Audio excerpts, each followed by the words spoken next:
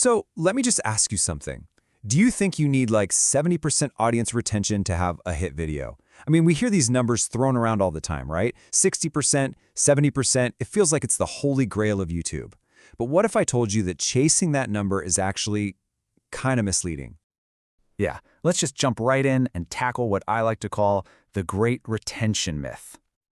Okay, I want you to picture this. A video with 100 million views. By any standard, that is a monster success, right? No question. So what do you think the retention on a video like that actually looks like? Go on, take a guess. Get this, it's less than 50%, not even close. And this isn't some weird one-off thing. This happens all the time with absolutely massive videos. Kind of weird, right? It just doesn't seem to make any sense. So what's actually going on here? Well, it all comes down to this thing called survivorship bias. See, the YouTube algorithm is pretty clever. It shows your video to the people it thinks are most likely to watch it. So when you see that 70% retention in your analytics, well, you're only seeing the data from the winners, from the people YouTube handpicked for you. It's totally leaving out all the other people who would have clicked away if they'd seen it, which would bring the real average way, way down. So here's the big takeaway. Stop obsessing over that final percentage. It is a total trap. What really, really matters is the behavior of your audience. The real question isn't what percent did I get, it's where did they leave and why? And trust me, there's one place that matters more than any other. Which brings us right to the heart of it all, the 10-second battleground.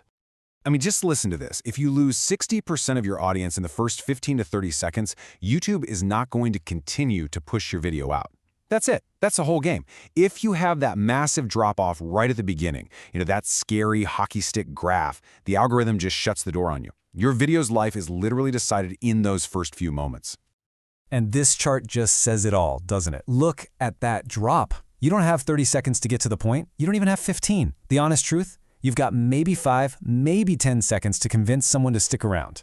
So how in the world do you do that? Well, you do it with a formula, a really simple 3-part framework we're calling the Stickiness Formula. And it's super straightforward. Number 1 is the promise. You have to immediately prove to the viewer they're in the right place. Number 2 is the path. You've got to show them where you're going so they have a reason to stay. And number 3 is personality. You have to inject you into it, set the vibe. Let's dig into each of these. All right, let's see how this formula actually works in action. Okay, first up, the promise. Your one and only job here is to make that viewer feel smart for clicking on your video. You need to build that trust instantly. You can do it by asking a direct question, hitting them with a wild fact, anything that screams, yep, you clicked the right video. This is a perfect example of a hook. Should you create a brand account or a regular personal account? See, it taps right into a question the viewer is probably already thinking about. It promises a clear solution to a real problem, and boom, they know they're gonna get value. Okay, next up is the path. Think of this like giving your viewer a little map of the journey ahead. It creates that, ooh, what's next feeling. You could set a huge goal like we're gonna build a house, or start a quest to find something out. Even a simple top 10 list works because our brains just have to know what number 1 is gonna be. And finally, personality. This is your secret sauce.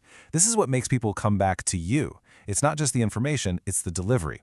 We're talking about snappy pacing, your vocal energy, the music, the graphics, all those things that create a unique vibe. And pacing is a huge part of this. It's a real balancing act. If you go too fast, with too many cuts and graphics, you get what's called cognitive overload.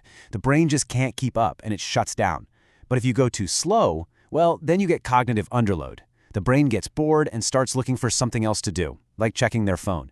You've got to find that perfect rhythm. Okay, so let's tie this all together. Here is your blueprint for your next intro. And there it is, the whole formula on one screen. The promise confirms the topic, which builds trust, the path shows the journey, which creates anticipation, and the personality sets the tone to make your content totally memorable. If you can nail these 3 things in those first 10 seconds, I'm telling you, it's a complete game changer for your intros. So I'm going to leave you with this one question. Now that you know that everything, literally everything, rides on those first few moments, what are you going to change in your next 10 seconds?